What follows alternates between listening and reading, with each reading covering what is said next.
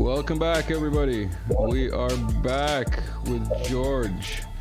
Welcome back, George. We had some technical difficulties a second ago.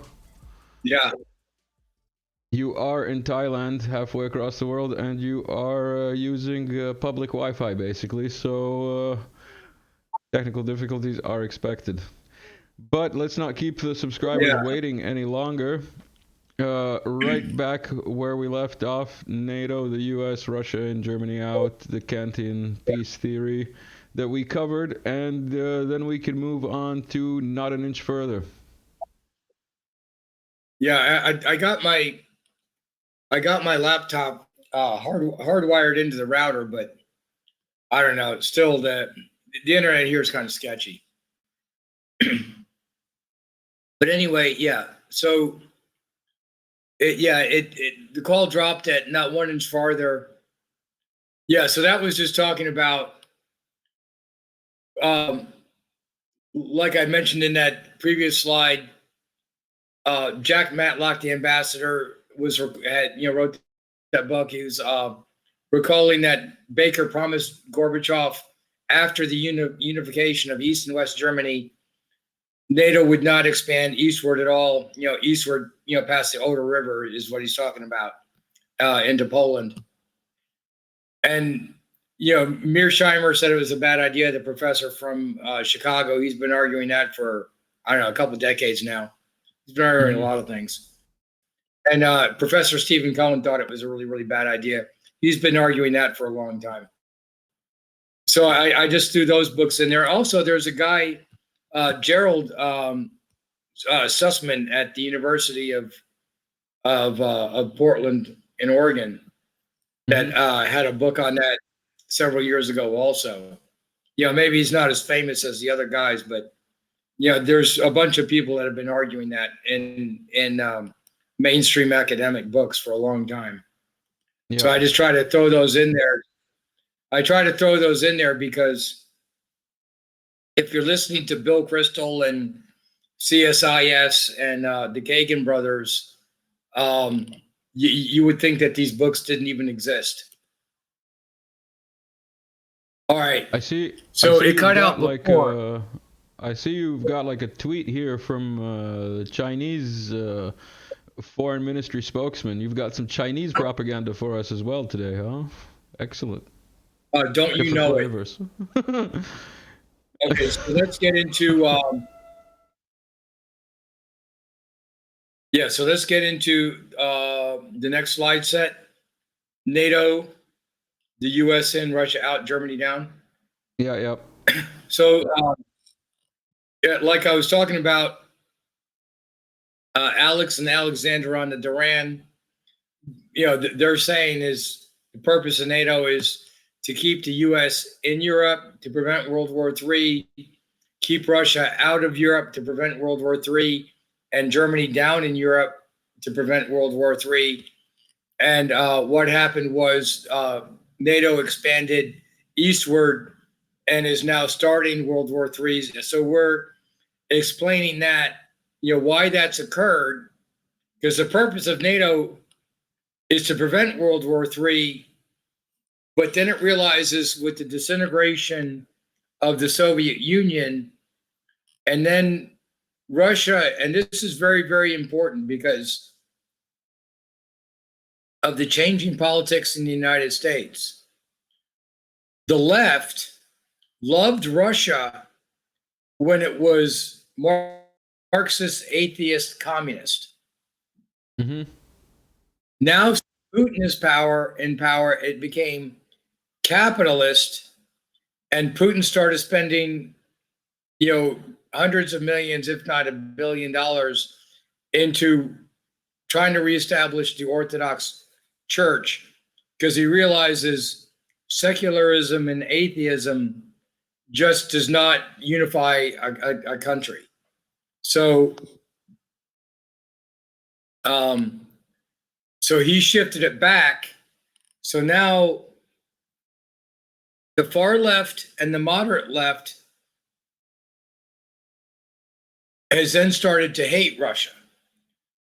They'll say that they hate Putin, But what they really don't like is Putin is actively trying to move it back to an Orthodox religious country, while also Operation Cyclone is still going on.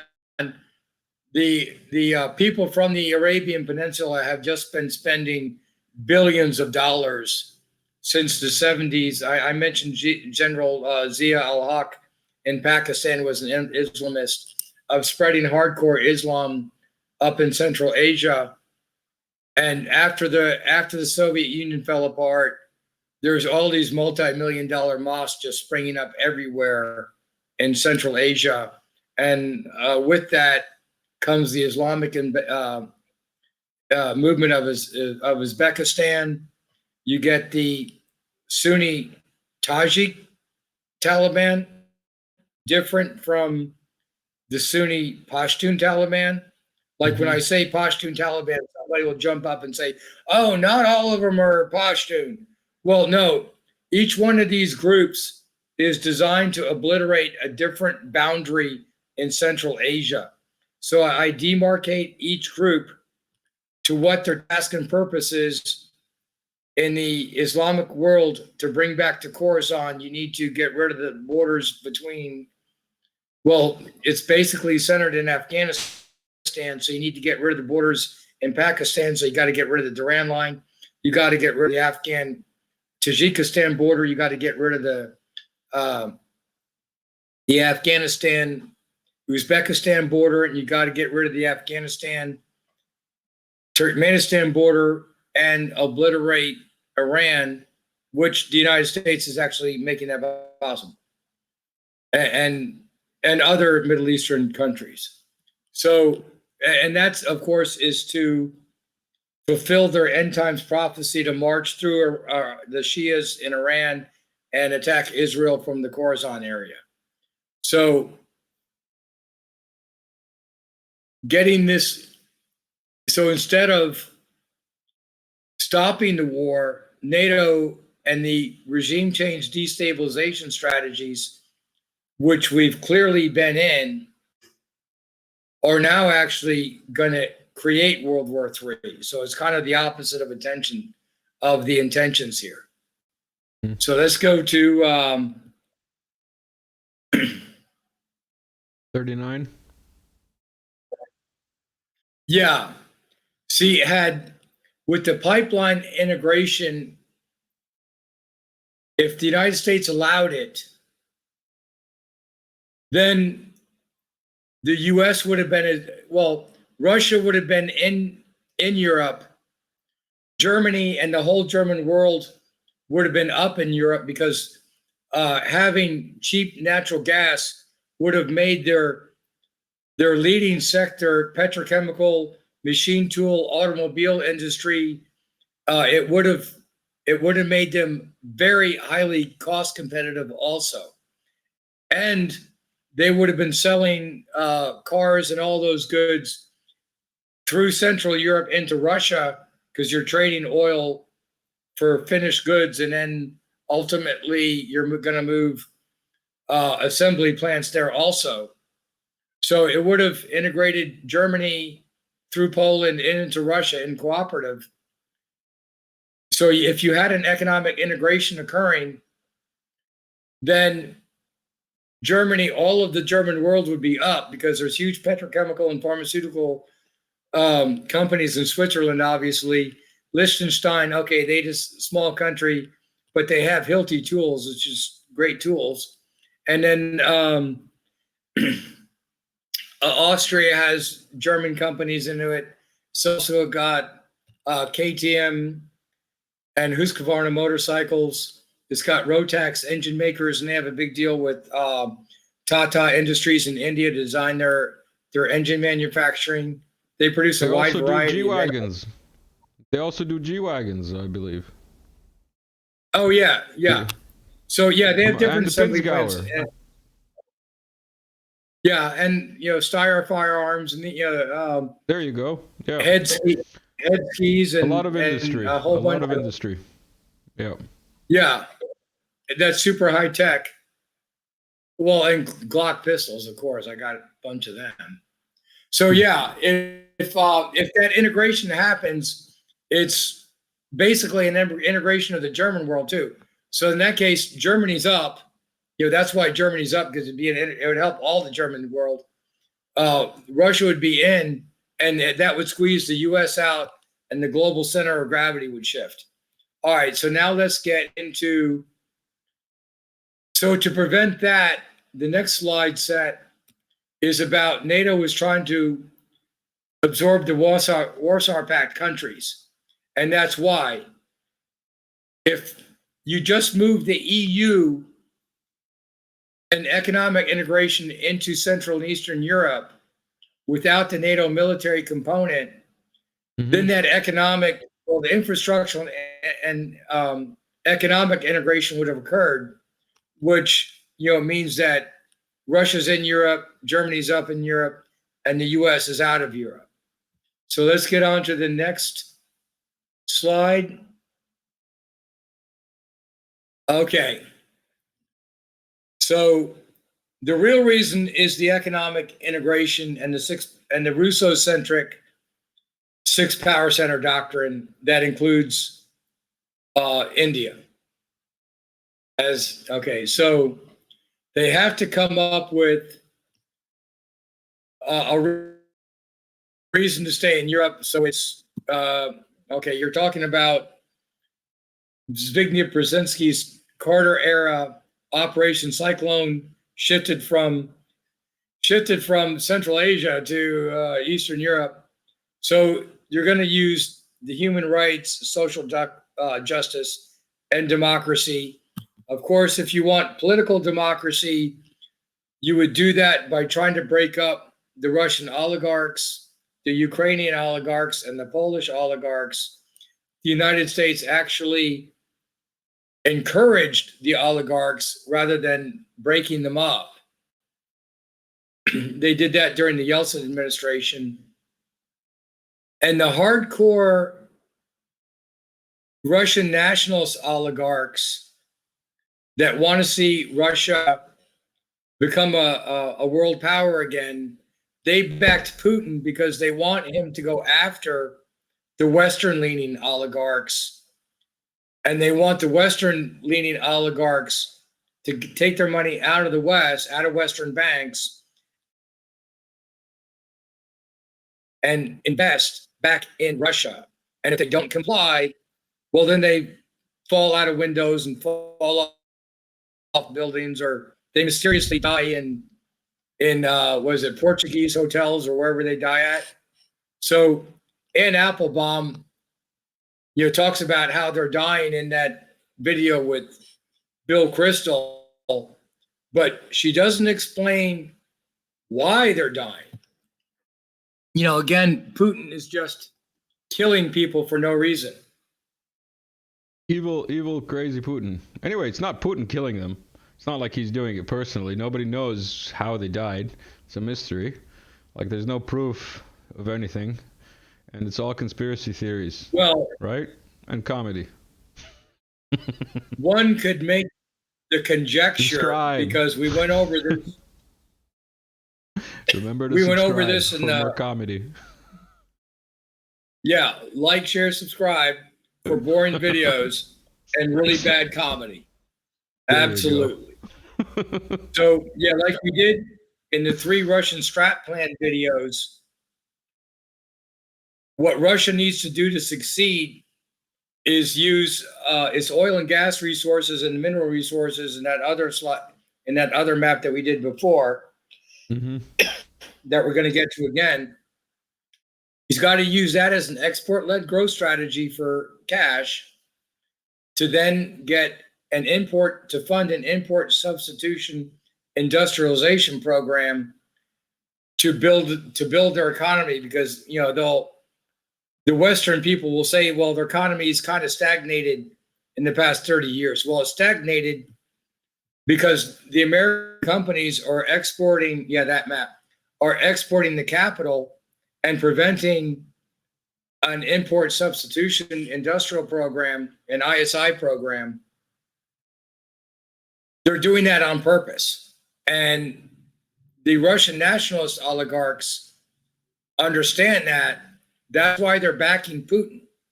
So even though the Washington Post and those DC think tanks keep on arguing that the oligarchs are going to assassinate Putin, they say that every week. They've been saying it every week for a year. No, they're not. Sure it's been longer than a year. I think they've been saying that for like 5 years, maybe. And that Putin is dead, and he's there's fakes, body doubles, and he's sick, he's gonna die soon, and it's like every child's fantasy that you can imagine. Keep going, keep going. Because I just have to keep it a little lighthearted. Yeah, the original Wolfowitz doctrine, as we're going to get to in a little while, was always to break apart Russia.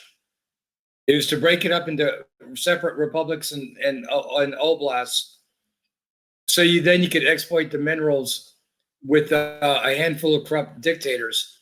And the reason why I say that is because democracies only exist in high economic growth, low population growth, or moderate population growth conditions.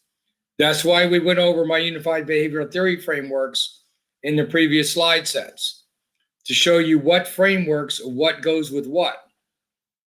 So they talk about human rights, but yet the Clinton administration with the Harvard economists, Summers and Sachs would be two of them,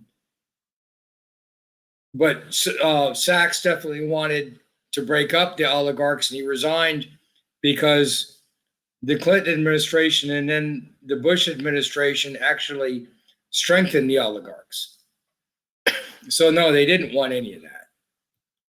And again, it's to stop Russia from using export-led growth strategy and ELG to perform an import substitution industrialization program. So that's ELG and ISI in economic development terminology. Usually I just use the acronyms, but I refrain from using the acronyms. So, and we thank you for that. This thing's never been. Yeah, it's the point of slide set 42 was it's never been about democracy and human rights, because if you're going to do that, you would have prevented the oligarchs. So none of that, that's all nonsense.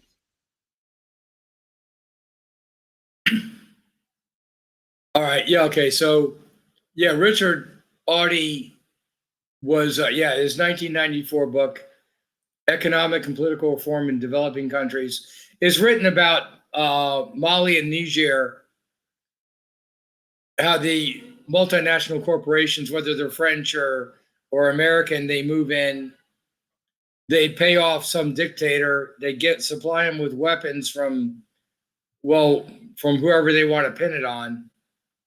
And then they put these people in power because a couple oligarchs and a dictator, the smaller your consensus circle, the easier it is for colonial powers to control the developing world. So that's basically powers. Colonial powers, huh?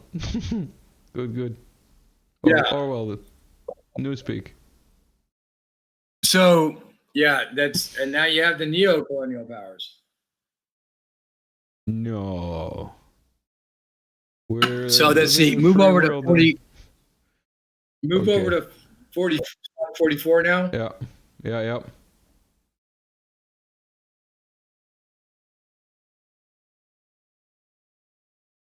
How long are you staying in Thailand?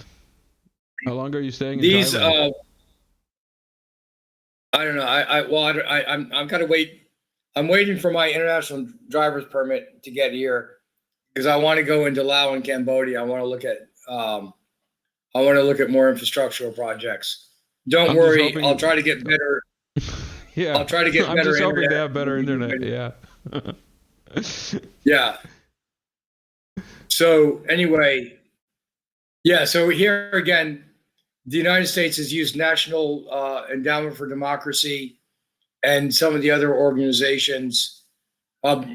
This is more Brian Berdlick's expertise because he talks about this every single day. I just know that these places exist. I see them all over the place in DC, right? So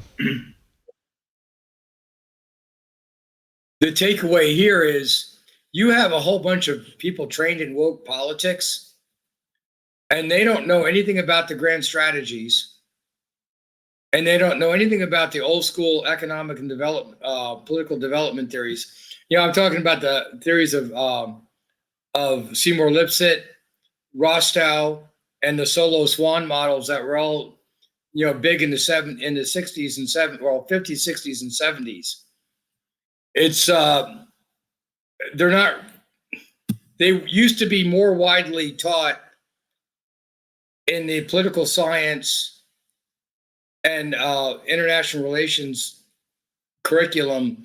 Now it's all this woke utopian stuff of we got to be inclusive. What was it? Diversity, equity, and inclusion.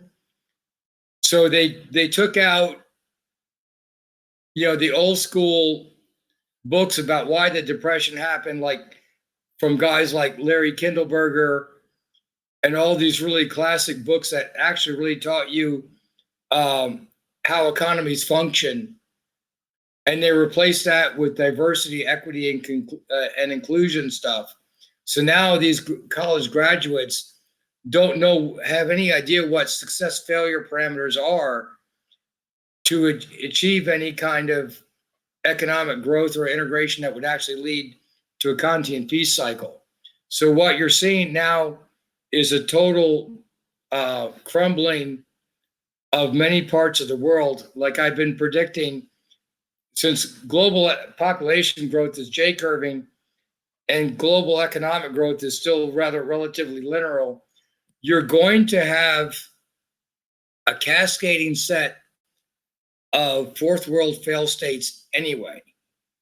If you have bad policy on top of it, it's going to accelerate the trend of the fourth world failed states in all over Africa, Central America, but also the United States is $130 trillion in debt, according to what's his name, Adam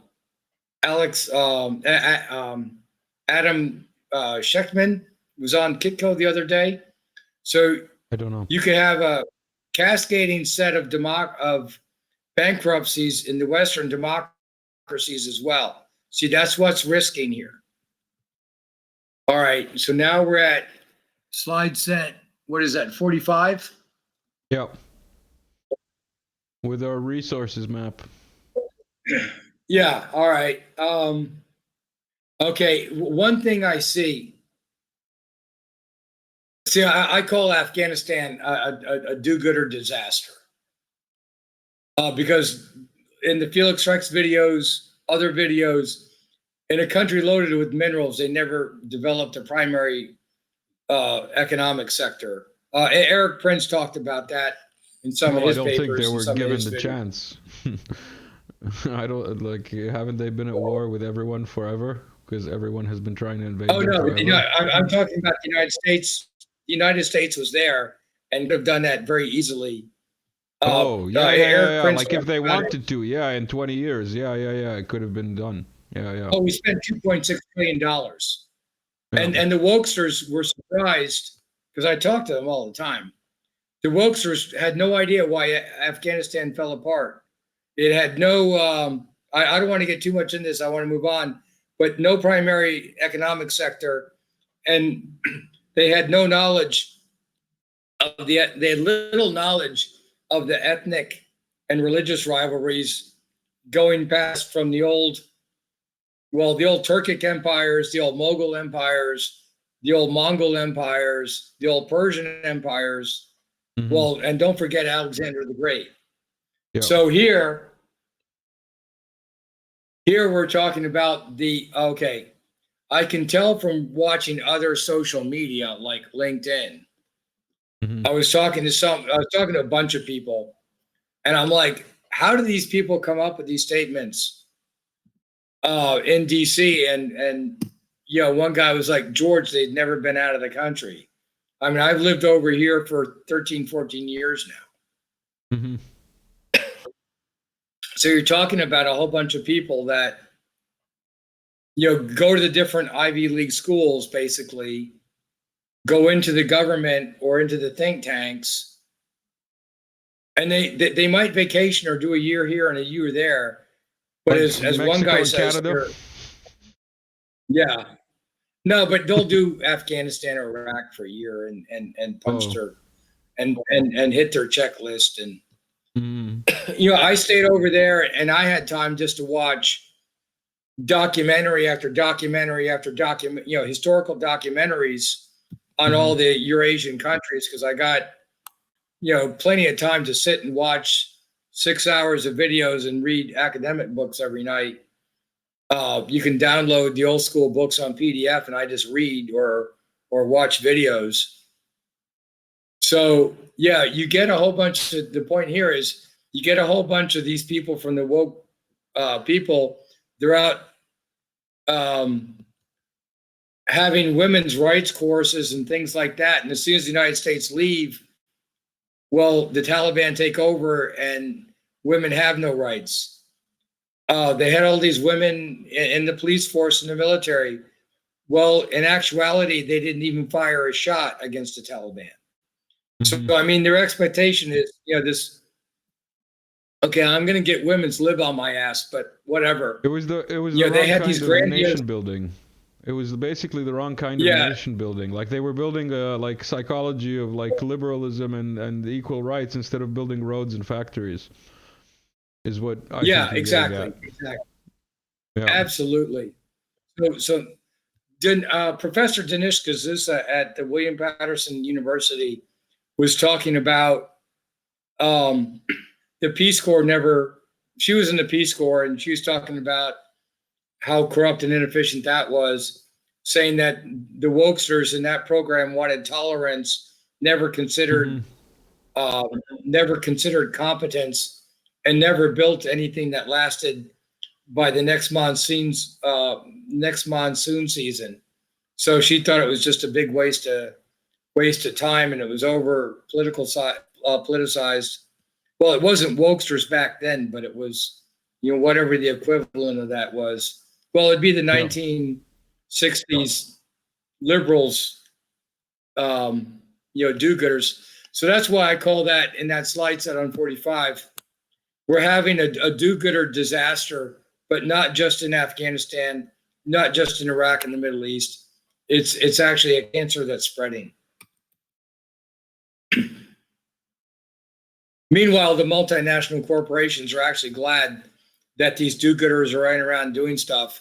Meanwhile, they're rigging the system behind the scenes. Okay, here's that really great map. A guy named Konstantin Zabornov. He's got a PhD.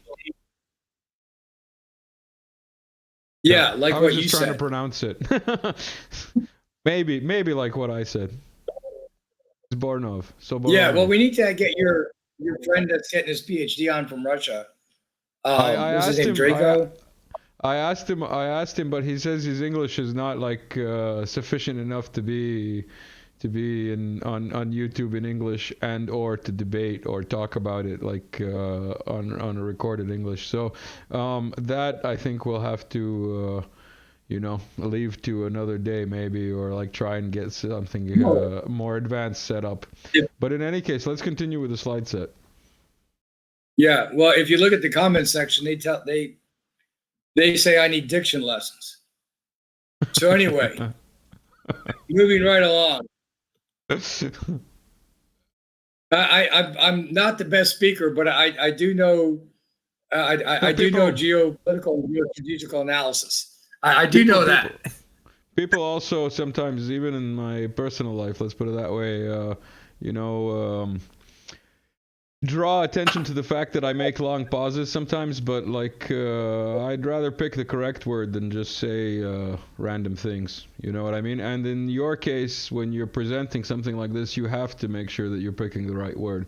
So people who are here to be negative Nancy's are always going to find things to negatively comment about. Whereas people who are here to learn will have the patience to stick through personal idiosyncrasies of the presenters. In any case, keep it going. Keep it going. Yeah. Well, choosing the wrong word here, getting kicked off of YouTube is like the least of my worries. No, not about I mean, YouTube. Not about YouTube. I'm just saying getting the knowledge across yeah, I'm correctly, talking you about, know? yeah, you don't want to get in trouble with the wrong people. It's comment Anyway, section. yeah, let's move to 47. All right. We're there. Okay, so this slide set.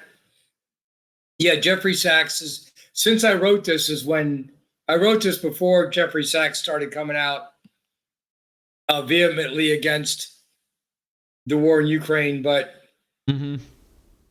Since I originally wrote this in May and June of last year, he's been extremely vocal, and he's been talking about this subject. Yeah, the Western powers and multinational corporations got a whole bunch of sweetheart deals from the oligarchs at the outset, which is what Putin and the Russian oligarchs, the nationalist ones that back him, they want the Western companies to leave. That way they don't have to export the capital. They can reinvest it inside Russia. So that's what that slide's about. So I mean, the reason why I say that is because the gamble of the neocons that Wesley Clark was talking about was depending that Russia would collapse. No, Russia was not only prepared for this, they wanted those sanctions to happen because for them, it kicks out the Western companies that they want gone anyway. Mind blown. Yeah, they want them gone anyway. Prepared. The Russians were prepared for sanctions? That's crazy. Yeah. Putin did this unprovoked. Don't forget. Oh, yeah. George's serious face tells us everything we need to know about the level of comedy on this channel. The worst let's comedy get to channel. the Stephen. Yeah, we're there. Cohen, who has recently started coming out with very interesting videos. I watched a couple of them. Go on. All right. So here I'm talking about import substitution industrialization investment. That's ISI in political or economic development speak. So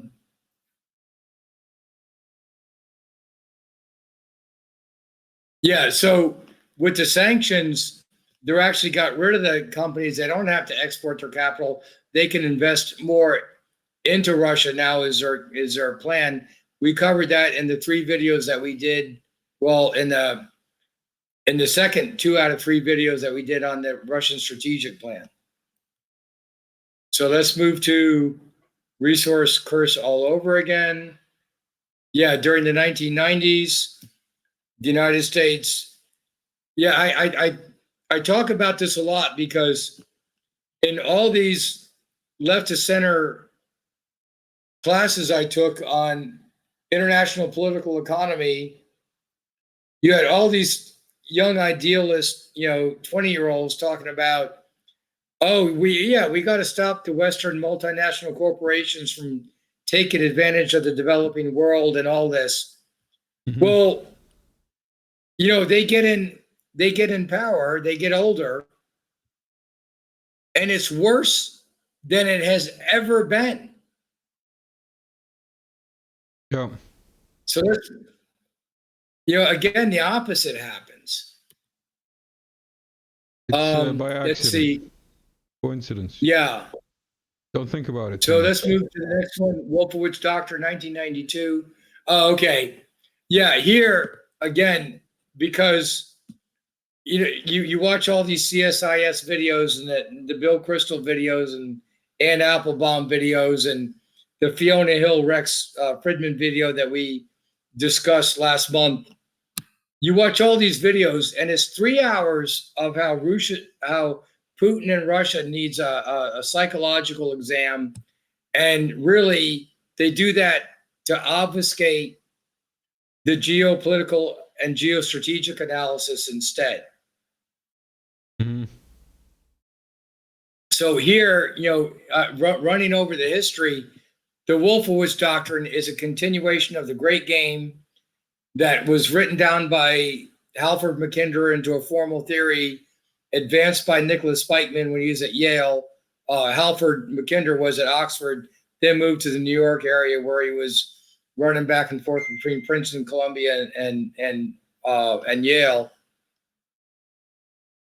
And then, so Nicholas Spikeman picks it up, and then these grand strategies classes are also are taught at Naval War College because it's like Mahan theory too.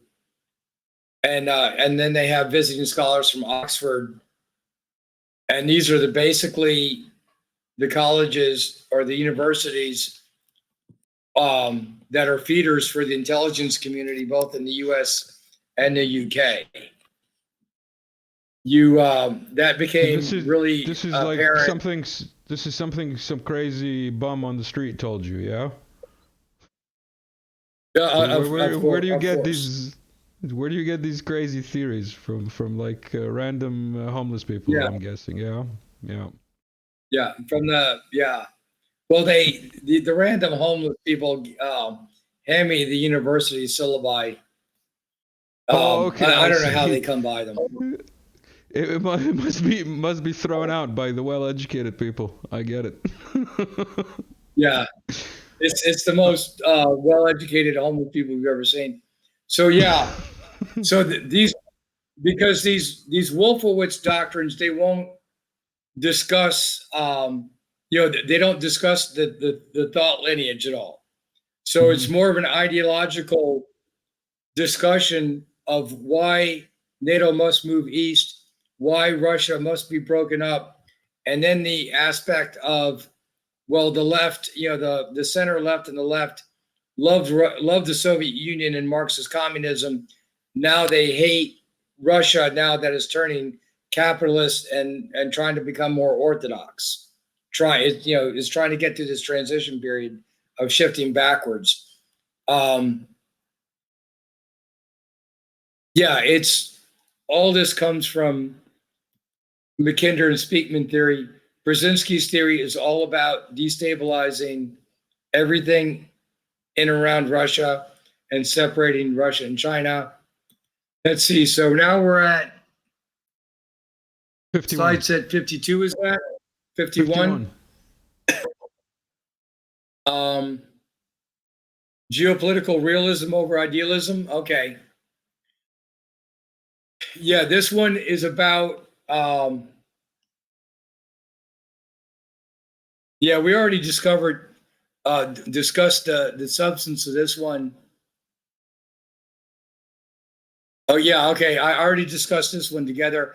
I have the picture up there of what's that guy's name? Freddie Sayers. Oh, from Unheard, yeah. I don't know his name. Yeah. There you go. And Sergey. Sumlani. What's that guy's? Sumlani.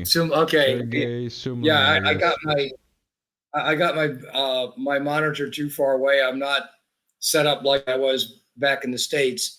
But they did a really good video on how the Russian Federation might theoretically be broken up into oblasts and into republics. And by really good video, you mean like parallel universe comedy, really good. Yeah, because that's the only really good you can be applied to that. Yeah, so in that video, I tell people to watch it because they're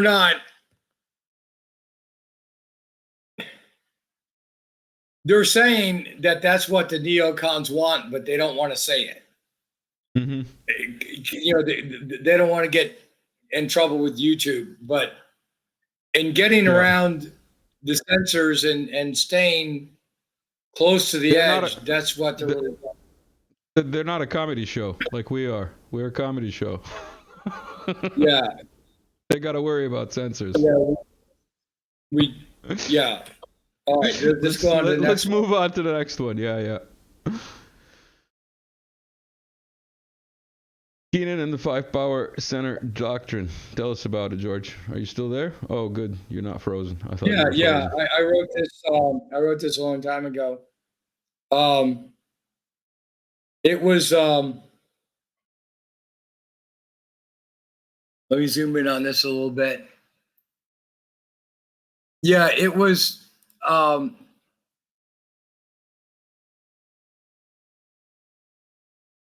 Okay, so this slide sets about. Yeah, Russia and China can see the eastward expansion of NATO. They can see the destabilization projects in Central Asia. They can see that we let loose the Sunni VEOs in Central Asia. They know that the National Endowment of Democracy is behind this, USAID and the different agencies. That paper that Xi talked about a couple of days ago, the Duran did a video on it. I think Gonzalo Lira did a video on it the day before. A bunch of people have discussed it. I think probably Brian Berlick did a video on that too. It was a position paper where they just called the United States out on funding all these color revolutions all over Eurasia. Are you talking about the peace plan? No, I'm talking about the paper that the Chinese government put out a couple of days ago. Mm-hmm. Like the peace plan and the accompanying paper. Yeah. Yeah. So in other words, they're just the whole idea that the United States can talk China away from Russia is just delusional, because now their destinies are tied together. They're not going to talk India out of its relationship with Russia, because India is just. Schultz India went to visit. Schultz went to visit. Sorry for the lag. Schultz went to visit, and that was hilarious. He's trying to convince India to like walk away from Russia. That was funny. I saw that news yesterday. Well, it's a total joke, because Modi knows that like that Mike Whitney article says, he knows that they're trying to destroy Germany on purpose, or the fake Rand report. He knows that. So why would he pay attention to Olaf Scholz? Because Olaf Scholz clearly doesn't know what to do. Is he going to let Germany become deindustrialized? Well, apparently, obviously, yes. Everybody knows who blew up that pipeline. The very fact that Germany called off the investigation. Well, why would you call off the investigation of the Nord Stream pipeline? Well, it's because you already know who did it. But they don't want to release the findings. Shooting oneself in the foot comes to mind, with somebody else's gun. Yeah. But yeah. So, all right. So I got our video up there posted of the real Rand article of overextending Russia. I think that's the short. Yeah, that's the short version of it. The longer version is hundreds of pages long, and that's extending Russia competing from advantageous ground. Okay, I got the URLs from our video. I'll leave a link. Yeah, the Rand articles. Yeah, the Rand articles, I posted the links to those in my Telegram channel. So now we're going to try to close this thing out. We got 10 slides left, mostly maps. Okay, we already went over the original 5 power center idea at the beginning, so we're just going to reiterate that so people don't forget.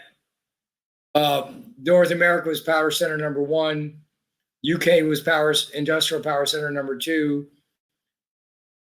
Germany and France was industrial power center number 3, and Japan was 4. So the Marshall Plan was created to reindustrialize after the war, reindustrialize those four power centers and try to contain Russia in Power Center 5. And when in 1947, Chiang Kai-shek was still in power. So the idea was to actually control China and Mongolia. Maybe I should have shifted that number 4 up into China at that point. I left it in Japan though. But how quickly things changed because Mao Zedong comes into power. And let's go to the next slide set. Let's go to Kenin's original 5 industrial power centers, yeah. All right, so then 1950s one. Yeah, go to the 1950s one. Mm-hmm. Yeah, I had this listed in the beginning because I wanted to prepare the reader, for the conclusion at the end. Yeah. So after Chiang Kai-shek is defeated, Mao Zedong takes power. The 5 power center, it basically shifts to just to include North America, United States, and Canada in industrial power center number 1, Western Europe, including the UK, in power center number 2, and Japan in power center number 3, because you see, as when you get into the Morgenthau plan of deindustrializing Germany versus Kennan and Paul Nitze wanting to reindustrialize these countries, well, if anybody had any doubts of whether the Marshall Plan was a good idea or not in the late 40s, by the time you get into the mid-1950s, all the doubt is removed.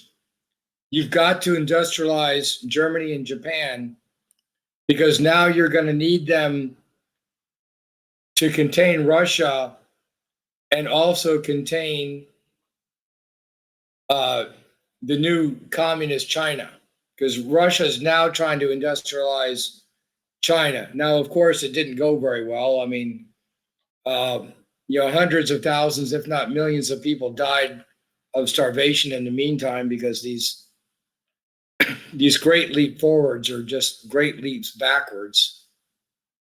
But you have the beginning. You have the beginning of the containment theory.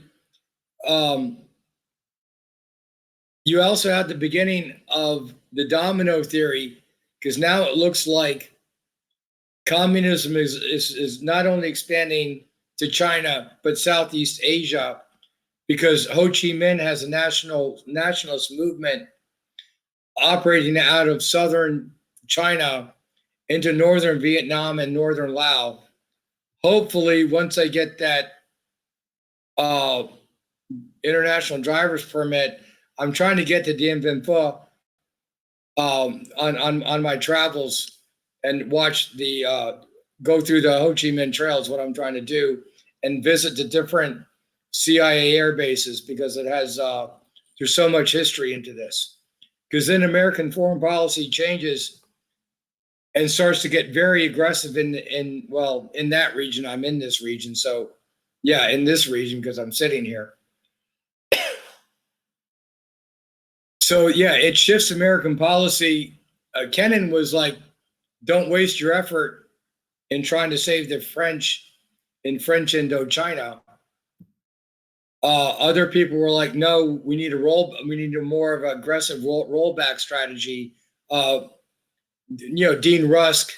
Well, by the time we mentioned Allen Dulles and John Foster Dulles, by the time Eisenhower takes over he's elected in 52, he takes over January 53.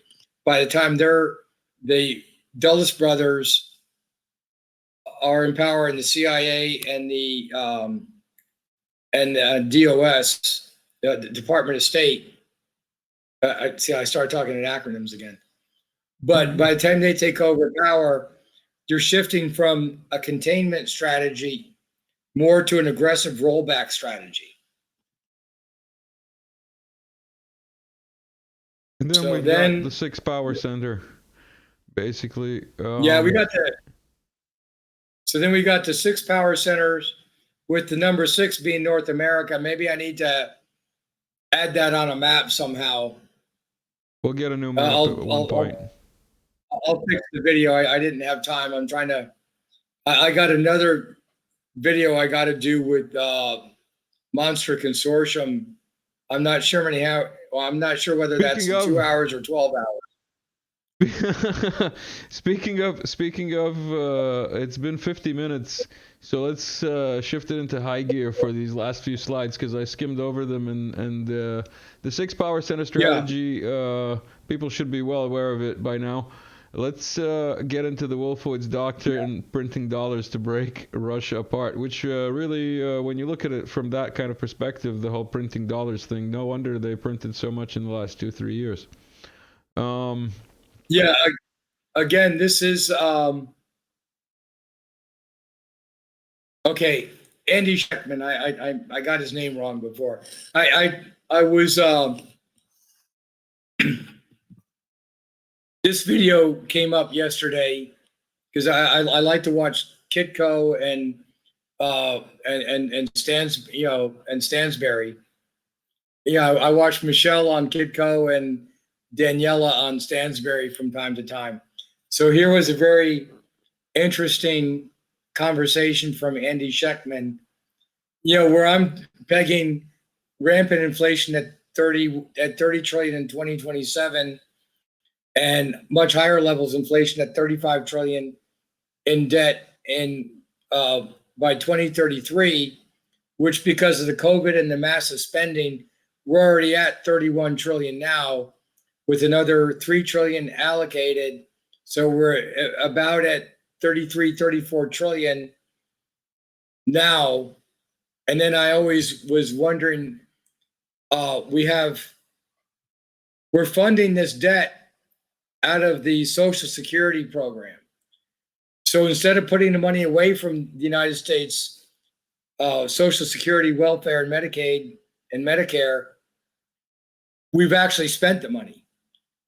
A lot of the do-gooder Americans think that the United States is going to bring in all these migrants to pay for the debt and have more people to support the older generation, but they're actually a net loss.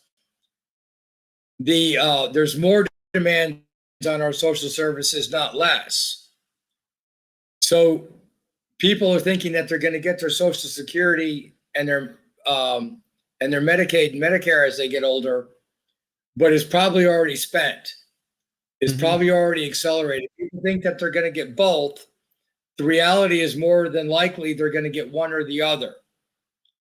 Andy Scheckman goes into the weeds that if you take all those unfunded liabilities that I just referred to, we're closer to $131 trillion in actual debt, because we didn't put away and invest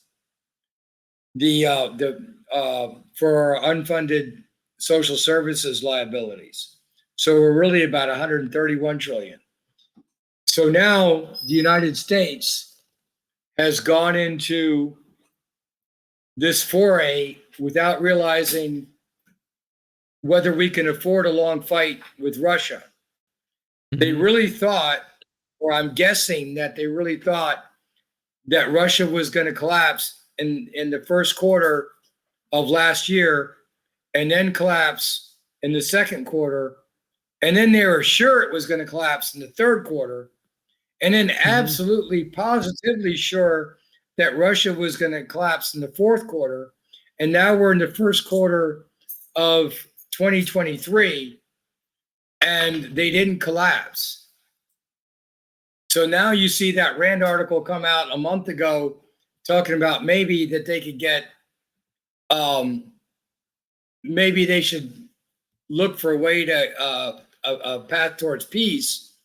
But like we covered In the other videos, the ones on the Russian strat plans, the A through Q videos, who would the Russians possibly trade with? Who would they conduct a peace deal with now if we did the not 1 inch farther?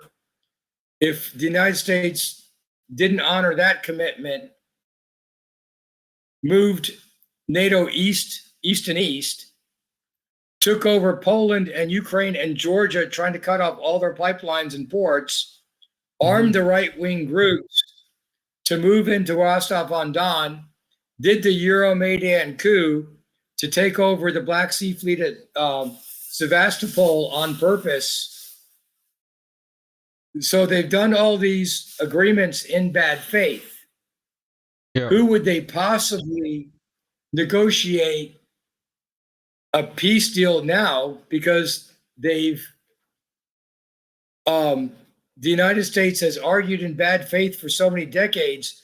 There's not one trustworthy person in the West. Angela Merkel was talking about last month, where she admitted that the Minsk Accords was just to buy time to arm the Zvoda group, right sector, all the far right groups in Ukraine to fight in the Donbass to take over all those port and infrastructure projects.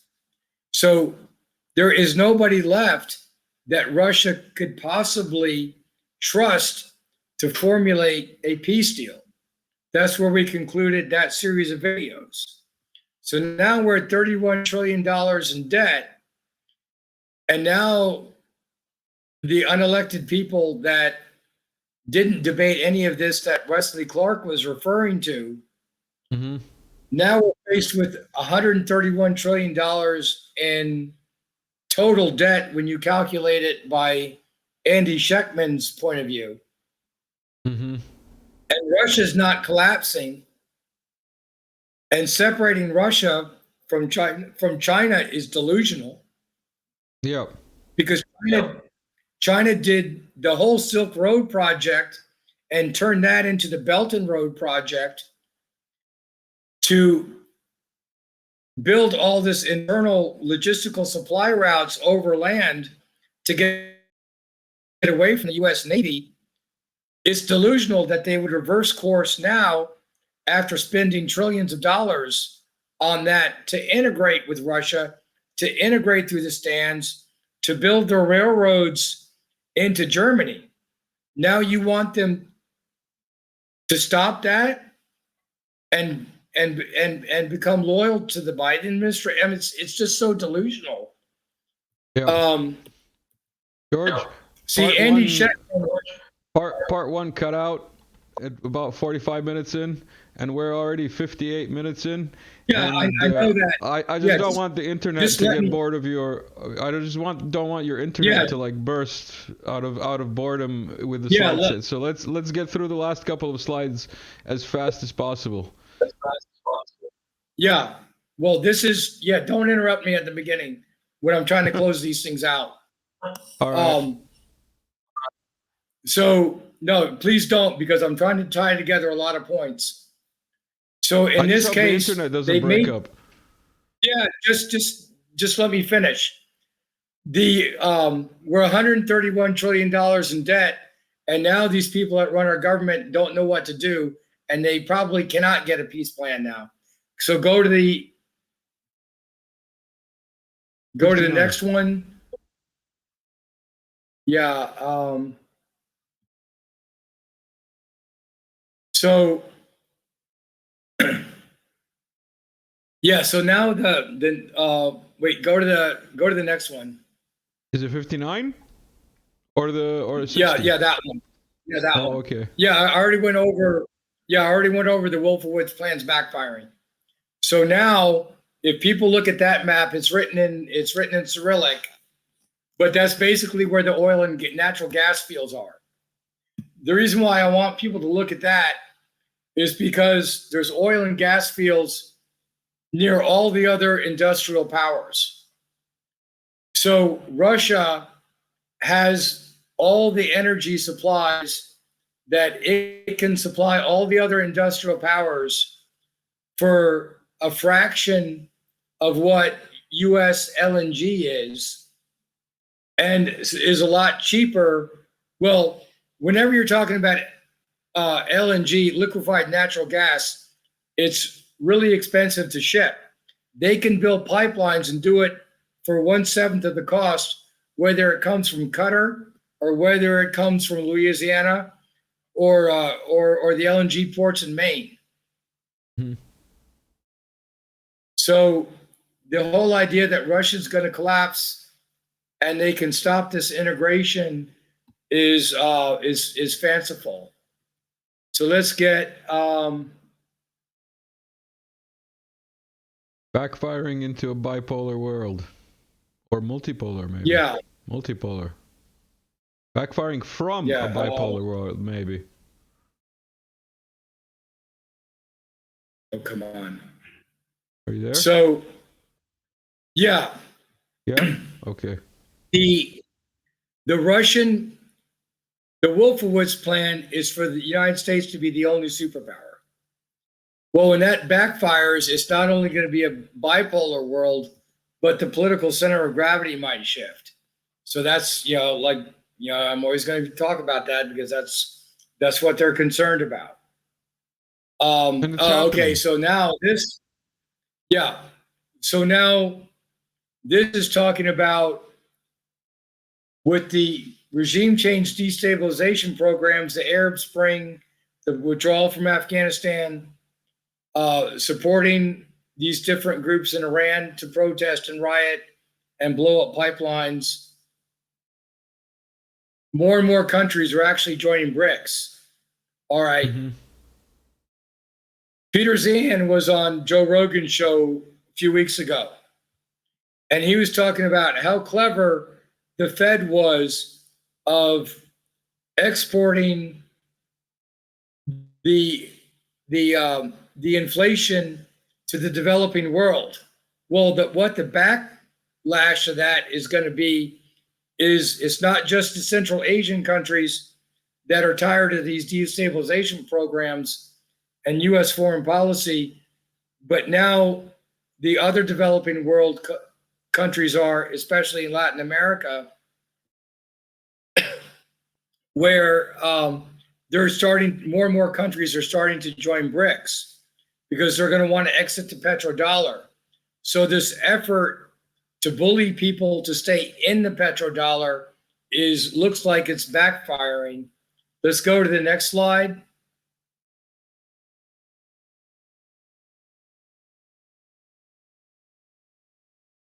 Yeah, we're back to the Mike Whitney article. He focuses on Germany, which is the main number one goal. But I broadened it out that the same thing is occurring with the other Eurasian power centers. It's a short art. It's just an article, but I don't want people to get tunnel vision on that is just Germany. They're also trying to stop the. We're also trying to stop the international north-south trade corridor. Yeah, I'm not in my normal setup. Yeah. Is your laptop okay? Okay, maybe not. So international trade corridor. And you're cutting out pipelines. A bit. You're cutting out a bit. Hold on. You're cutting out a bit. You want to take that from the top? Hello? Hello? And oh no. So yeah, so that closes out section hold on. 2. We didn't. Yeah, sorry, my other. We didn't hear any of that. George went to sleep right as I was trying to finish here. Can you hear me? Okay, George can't hear me. Yeah, this. In closing out this argument, I don't want people to focus on. Well, don't get dissuaded by the obfuscation that the mainstream narrative is trying to push. Putin's not crazy. This is a geopolitical struggle that needs geopolitical analysis, not Freudian psychoanalysis. In fact, the people that need Freudian psychoanalysis are in DC. They're not in Moscow. Can you hear me, George? So if this goes through, Russia can probably control all axial ends of Eurasia. And with the increased protests in Germany, as they're starting to learn about what Western foreign policy is leading to, if you have a change in the German government, if you have a backlash there that wants to advance, that wants to kick out NATO and then unify with Russia, then the United States, their gamble would be a huge loss, and we'd be isolated as a former superpower that has a hollowed out economy. And let's leave it there. All right, George, I can't, you can't hear me, can you? You can't. So I'm going to turn you down. Thank you for taking us out. Here's some music to take us out. This was the whole thing. Coming soon, part 3. Everybody, thank you for sticking around, even through the technical difficulties. We'll talk again soon.